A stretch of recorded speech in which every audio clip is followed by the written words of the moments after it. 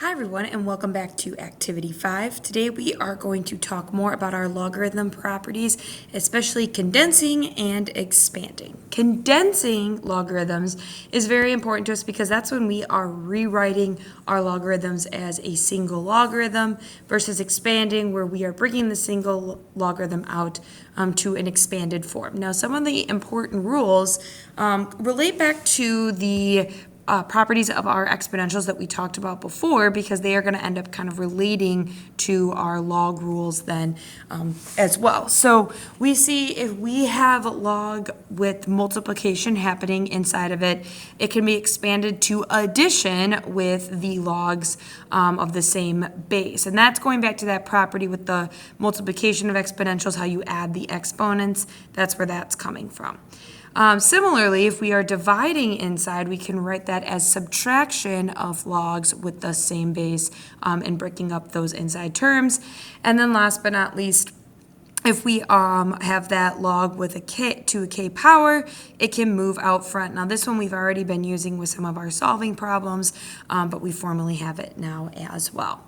So for this first one, we are going to condense these into one singular logarithm, given these logs are the same base. So first things first, if we have a number written out front, that can be rewritten inside as an exponent. So that x is going to be raised to the second power.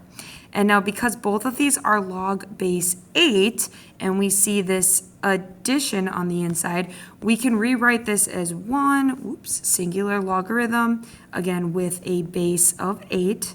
So we have log base 8, and then we can take our two pieces inside, x squared and 3, and we can multiply them together, and we have this one singular logarithm. Now normally you will see this rewritten then as log base 8 of 3x squared, just because we usually keep that as our coefficient out front.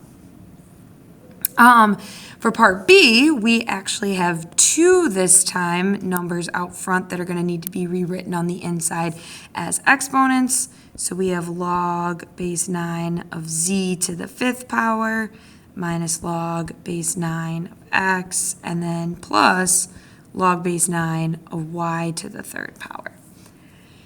Now from here, we're going to go left to right. So we first see subtraction. Right? So I'm going to rewrite this. Both of these are log base 9, and I can then take z to the 5th divided by x inside of the parentheses. And then we still have this plus log base 9 y to the 3rd. Well, now we need to condense one step further with the addition. So what's going to end up happening is, again, we have one singular logarithm, and we're going to take that first part, z to the 5th over x, and it's going to get multiplied by the y to the 3rd. Now, normally, when we rewrite this then as one singular logarithm, this multiplication, that y to the 3rd ends up in the numerator. So it's z to the 5th times y to the 3rd in the numerator, and then all over x in our denominator. All right, now the next page then, we see another example here. This time we're using an ln, and again, it has a couple of pieces that need to be moved up into the exponents to start. So we have ln of x to the 1/2 power plus ln of y squared, and then we have ln of y to the 4th. And again, as we move left to right, let's start this time with some multiplication. So we're going to combine those first two. A reminder that x to the 1/2 power is the same thing as the square root of x. We talked about that on this page right here with number 1, and rewriting that as, in this case, a square root. And then we have times that y squared that's on the inside, and then we still have that ln y to the 4th. And then we can also condense this to one singular logarithm with some division. So we still have, the square root of x times y squared, and then now that is getting divided by y to the 4th.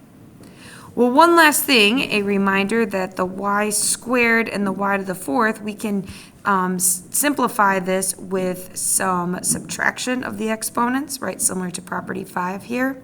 And so our final answer, again, is one singular logarithm, square root of x, and then y squared minus 4. Well, that will cancel out the y's on the top, but we still will be left with 2 of them on the bottom because of that simplifying. All right, the next example, example D, is for you to try. You want to simplify this to be one singular logarithm. Again, you want one singular log base 2 as your final answer with your simplified piece then inside. All right, now we also can expand these out. So notice we have one singular logarithm, and our goal here is to expand these out then to be as many parts as needed. So we can start by dividing this or undoing this division. These are all going to be a log base 5, but we have 2x to the third minus that log base 5 of 7 because we're breaking up that division. And then we can also break up this first part's multiplication as well by taking the log base 5 of 2 plus, to break up that division, log base 5 of x to the third, still have that log base 5 of 7. And then last but not least, this 3, we're going to want to move that out front. So our final answer, log base 5, 2 plus 3 times log base 5 of x, all minus log base 5 of 7. Our next one, okay, notice we have log base 12, and on this one, as we start breaking it up, we have log base 12. Similar to the last one, we can break this up. We have this numerator, and we can subtract log base 12 y to break up that division with some subtraction. And then this next part, notice both the x and the 2 are being raised to this second power. So officially what this is actually turning into is 2 squared and x squared inside here. And the reason this is important is because as we break this up further, okay, we see that we have log base 12 of 2 squared plus, to break up this multiplication, log base 12 of x squared, and then we still have the minus log base 12 of y. And then last but not least, we can move out front those 2's. So we have 2 log base 12, 2, plus 2 log base 12 x minus log base 12 of y. All right, and then there is one last one for you to try. Expand this out as much as possible for option G. All right, thanks everyone for watching. We will work more with expanding and condensing in class.